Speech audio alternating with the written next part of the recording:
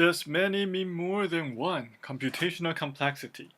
The wide variety of problems in which algorithms are used suggests that we look for a unified approach that measures how efficient various algorithms are. In the previous chapter, we did that by counting the number of steps the algorithms used, but that meant that for each problem, we had to specify what counted as a step. Our goal now is to have standards that can be applied to every algorithm. Turing machines. A Turing machine is an idealized computer named after the English mathematician Alan Turing. It is meant to simulate how a human being would carry out an algorithm step by step, moving from one stage to the next, according to some well-defined rules. Formally, a Turing machine T consists of the following four parts. 1. A tape. This is a one-dimensional array of cells which is infinite at both ends so that we never run out of tape. Each cell contains a symbol from a finite alphabet A. Two of these symbols have to be blank and start. If we have not written anything to a cell yet, then we assume that it contains the blank symbol. The start symbol is the one that the machine will read first. It will tell the machine to start. The tape is often called the input of the machine. 2. A head. Fair enough if the tape contains a lot of information. The machine should be able to read it. The head can move both ways along the tape and can read the symbol in the cells and can replace a symbol in the cells. This is often expressed by saying that the head is read-write. 3.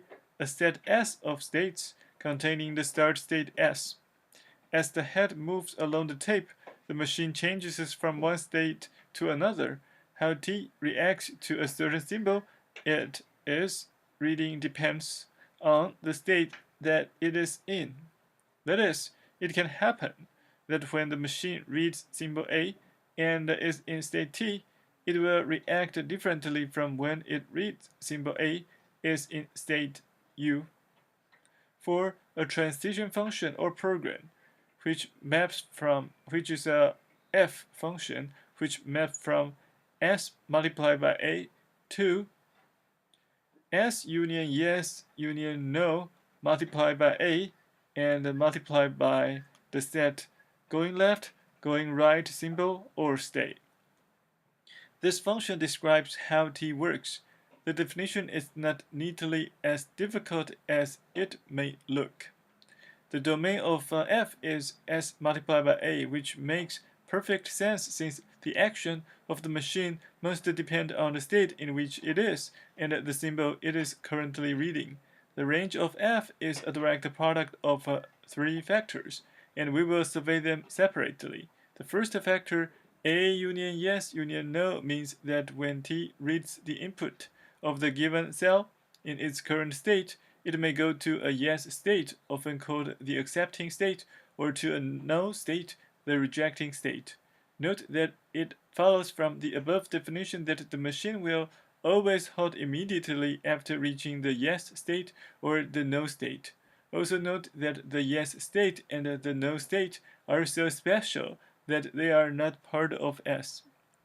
Some enhanced versions of Turing machines can simply halt without saying yes or no, and these machines have a halt state for stopping like that, but we will not use that model. We will concentrate on Turing machines that are used to test yes or no questions, hence the accepting and rejecting states. The second factor A of the right-hand side is needed since T can write another symbol into the cell it is reading. Finally, the third factor, left symbol, right symbol, or state, such a set, is needed since after writing into the current cell, the head may move one notch to the left, one notch to the right, or it may stay where it was. While this definition may seem too cumbersome or too broad, it comprises almost everything an algorithm can possibly do.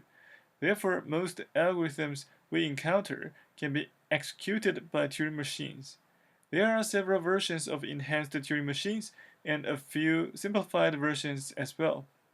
The machines described above are often called deterministic Turing machines, since knowing the state in which the machine is, the position of the head, and the content of the cell the machine is currently reading means knowing what the machine will do next. The adjective deterministic will be further explained when we put these machines into contrast with different machines.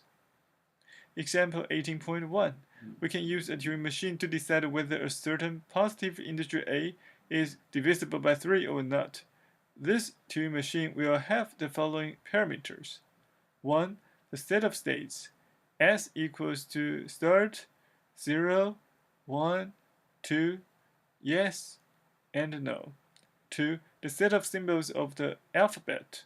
A equals to the set of start, blank, 0, 1, 2, 3, 4, 5, 6, 7, 8, 9, and end.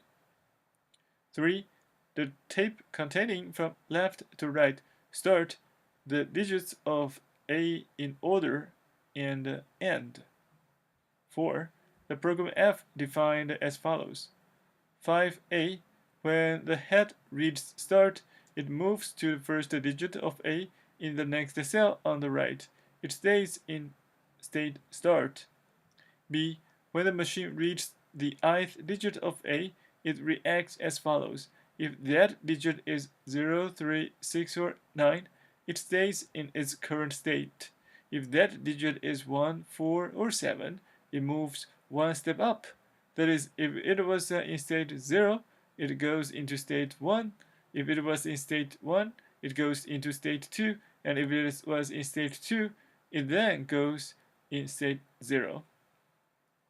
Finally, if that digit is 2, 5, or 8, the machine moves 2 steps up. The head then moves to the next cell on the right of the current cell. C. If the machine is in state 0, when the head reaches the cell containing the symbol AND, the machine goes to yes state and halts. If the machine is in state 1 or 2, when the head reaches the cell containing the symbol AND, the machine goes to no state and halts.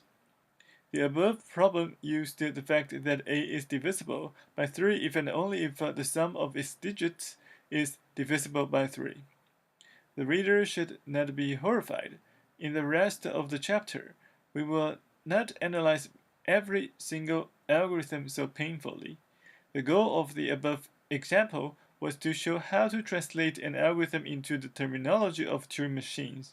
The main advantage of this model is that now it is absolutely clear what a step is. A step of the head, either rightwards or leftwards or stay, and it is also clear what the running time of an algorithm is, the number of steps of the head.